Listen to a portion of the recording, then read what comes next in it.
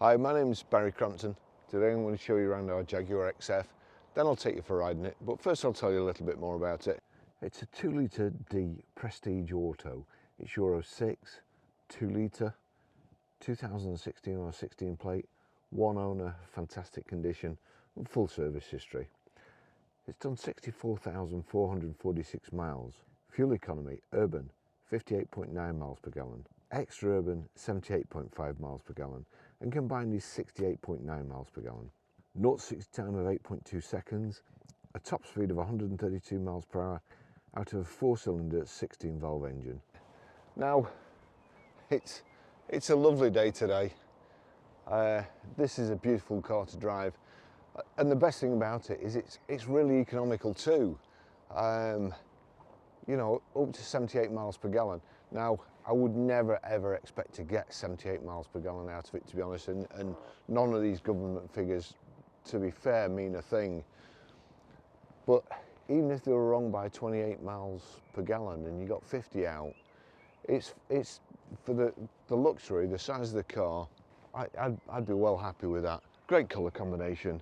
It's kind of a burgundy metallic colour, no doubt named after a wine, Merlot, Malbec, Rioja, whatever, with a cream interior. Looks really good. Jaguar make the best interiors ever, always have done, and no doubt always will.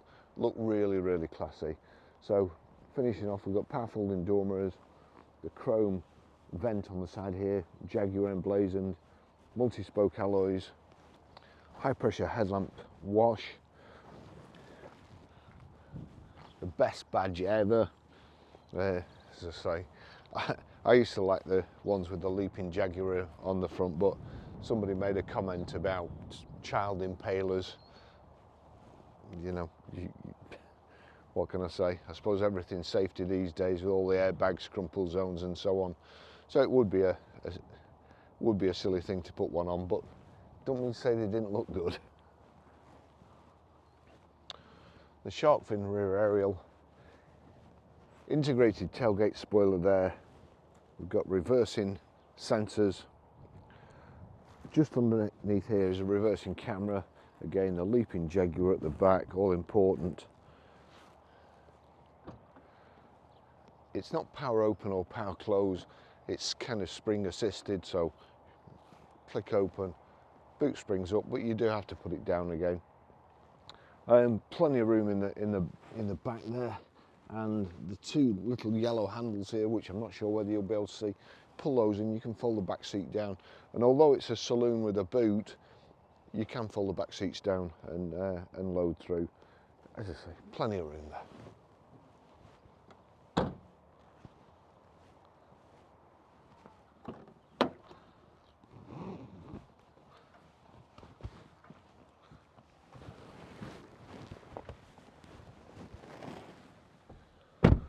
The seats are absolutely beautiful. Very, very well made. It looks brand new. You've got rear centre armrest here, Isofix rear child seat anchor points. I've got plenty of headroom here. I've got the seat where I want to drive it, believe it or not, and I've still got loads of legroom. Nice finished off, this checker plate, and also the piano black insets on the doors and the gear tunnel. It's such a nice environment to be in. As I said before, Jaguar just make the best interiors. I'm just looking at the dash here, and it just sweeps all the way around. It carries on along the top of the doors, goes all around the dash and back again. There's such good value for money compared to a Mercedes-Benz or BMW or even Audi, and in my opinion, they drive better. I mean, I like my Range Rovers, as no doubt everybody knows. I like the position of driving in the Range Rover. This is a 2-litre engine, and I honestly thought when I got in it to drive it, John bought the thing, John picked it up. I honestly thought it was a 3-litre. The power, the smoothness of the drive, it's just really second to none. And if you were to get in a BMW that's got run flats and M Sport suspension, and then you got in one of these afterwards, you would just think you'd died and gone to heaven and you were floating on a cloud. It's it's a huge chasm between the ride, in my opinion, of a BM and a Jaguar, and I'd far rather have a Jaguar. In fact, I would like to run this vehicle. It's a nice car. For some a Range Rover, who knows. We've also got heated seats in the back here, and there we go, little reading lights. Jag think of everything. Airbags in the A pillar, the B pillar, the C pillar. It's just a nice safe car. I love it. I really do love it.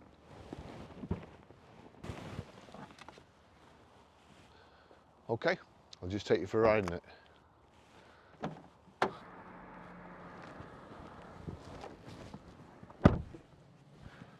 So we've got the two GLR keys there, two off a Range Rover as well, which I had in my pocket, which I'm notorious for. Do not, if you come here, don't trust me with keys. I can't be trusted. Right, so foot on the brake, click the stop start button, car bursts into life. I've got the fans on at the moment because the sun's on the windscreen and my GoPros will overheat in no time. So I'll just turn that up a little bit. Service history, 9th of 2nd 2018 at 19,303 miles, Guy Salmon Jaguar. 6th of 2nd 2020 at 40,605 miles, Guy Salmon Jaguar. 5th of 1st 2022 at 52,777 miles, Guy Salmon Jaguar. 23rd of 6th 2023 at 60,442 miles, Guy Salmon Jaguar. The timing chain was done there. 19th of 12th 2023 at 64,033 miles, Heathcote Auto Services, and it's done 64,449 miles now. So, as I was saying before, I really like Jaguars. Always liked them. Probably my dad's favourite car. That's perhaps why I have a soft spot for them. Just, the interior. You look at the interior in this, everything about it, everything just looks better than BMWs, Mercedes, Audis, just certainly any of the Japanese cars and the Chinese EVs these days. I mean, you just look at that, just continues all the way around, and then this lovely dashboard. It's a nice colour combination, nice, gentlemen drive Jaguars. I'm just using one for the day. It's height and reach adjustable steering wheel, all the stuff that you need, and stuff that just makes your journey, no matter where it is or when it is, just that little bit better. Got heated steering wheel there, got heated seats, sat nav, Bluetooth hands-free, Bluetooth audio streaming, and everything just feels nice. Power folding door mirrors. It's a nice drive. Just been talking to a chap who watches my YouTube videos, and no doubt will see this. He's got an X5. Come to ask if we'd got any X5s, and I get that a lot of people like the way X5s drive. The four-wheel drive, but it's a sporty feel. I get it. I don't like it, but I get it. I'd rather have a Range Rover, just like I'd rather have a Jaguar than a BMW 3 Series or 5 Series. I just think they drive better, more comfortable, and even in the back I noticed there's, which comes in handy for me because I frequently lock myself in the back with child locks and stuff, but there's a little switch for the central locking, so the passengers, the rear passengers can control the central locking. It's just a very, very nice car, nice to drive. Nothing too complicated, everything's fairly simple, straightforward to use. Your rotary control, which comes out of the kind of comes out of the gear console when you start the car up. If I push that down, turn it across, we're in sport there. You perhaps heard the engine note change, makes the throttle more responsive, like so. Holds it in gear longer, but don't, you know, if you want to do that, buy a 3 Series or a BMW or something. You never see people in Jaguars rushing anywhere, except in the old days when they used to use them as getaway cars. But nice steering, everything nice and easy to use. Got your cruise control there. Set, it's on. That's it, one button, it's on. I can adjust the speed with the minus there, increase it like so.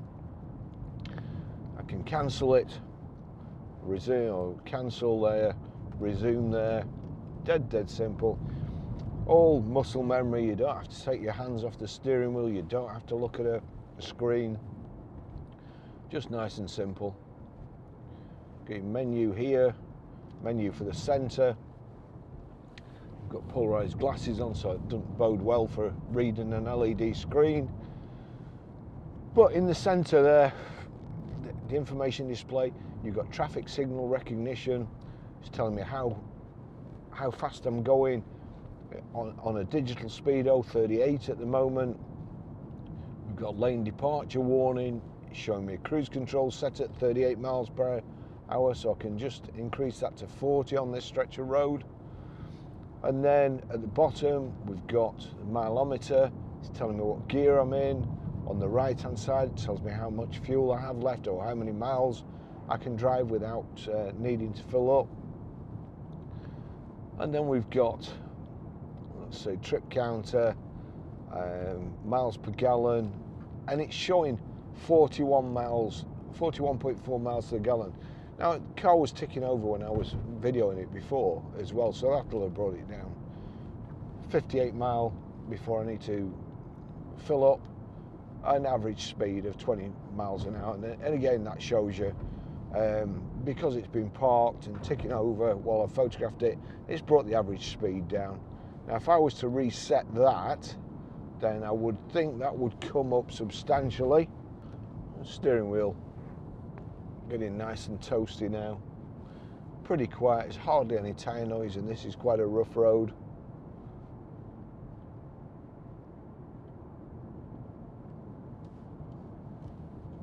In fact, that was mostly the fan noise. So here we go, just click that over there. Get the door handles in again. Oh, blimey.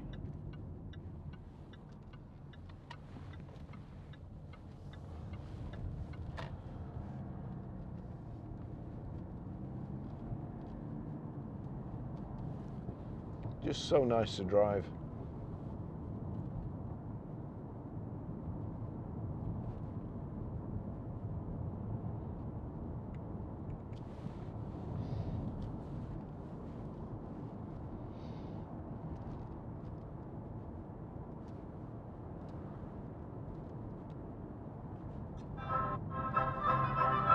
To build. Which singer and presenter known for hosting a pop?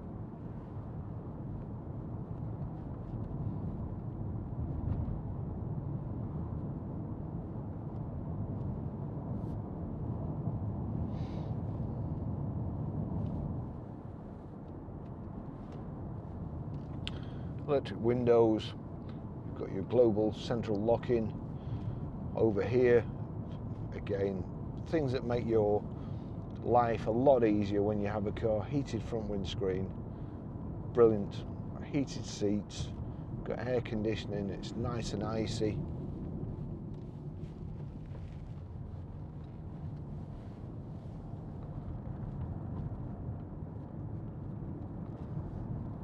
Great suspension, great steering.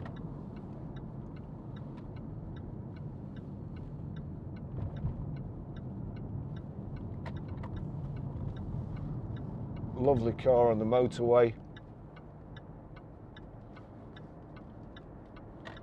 I'm pretty sure it's low road tax 2.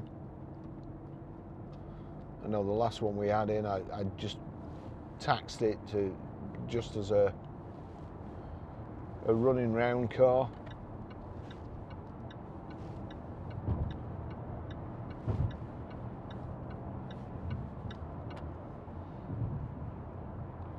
$70 miles an hour, click cruise on. Actually that's gone to 71, so I'll just knock it down, 70.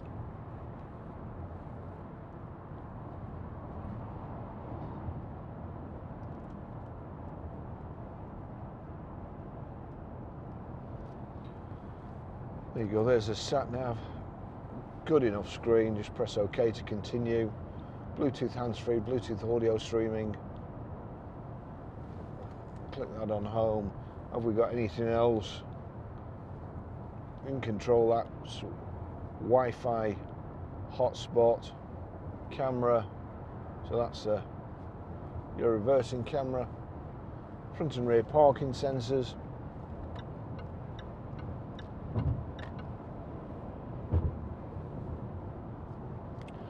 We've got paddle shift here, change down on the left, up on the right.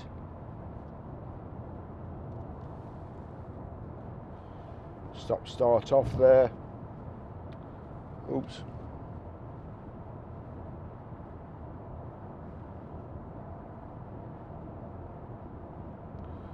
I can change the mode there. Let's just cancel the cruise. I've touched the brakes. This car's concertinaed at the side there.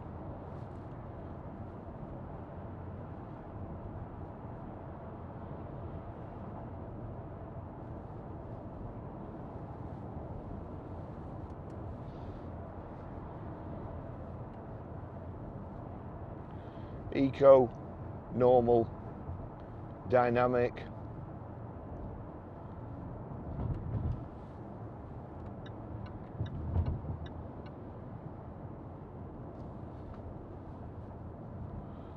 Dynamic, is that glowing red? I think it is. I don't want it in dynamic. I've got nowhere to go or be that I need to put any car in dynamic.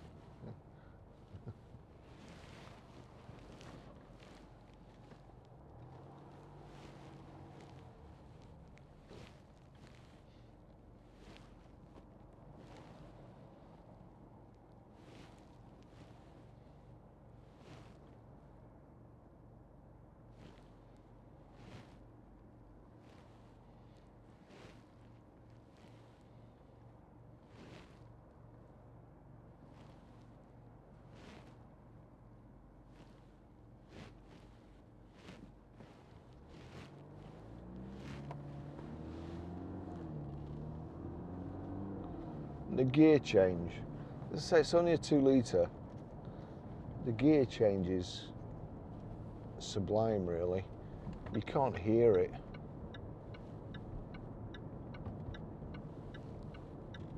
You can just feel it ever so slightly. Get in the wrong lane much. Oh God. In the wrong lane all the way around.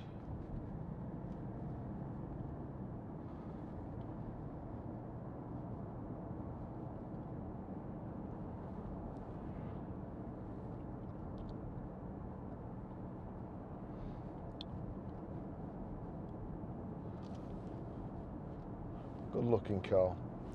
These seats are absolutely like brand new, very, very comfortable. You've got front central armrest there, lift that up, and room to store your gloves, or in this case it looks like there's a charger in there. Probably John's and forgotten about it.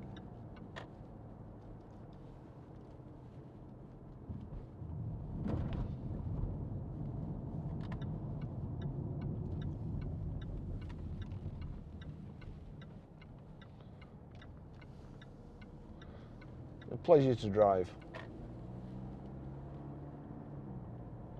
Isn't that?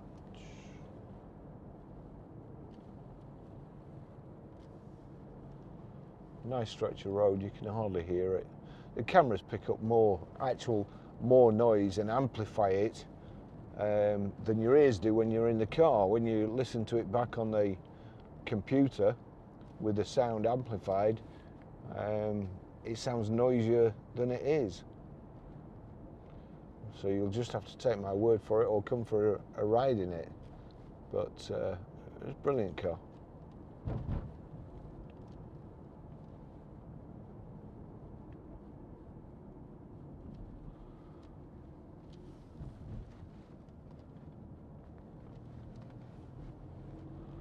Okay, well, I'll finish the test drive there, but nothing to report on this apart from it being a lovely car and nice to drive. See you in the next video. Bye bye.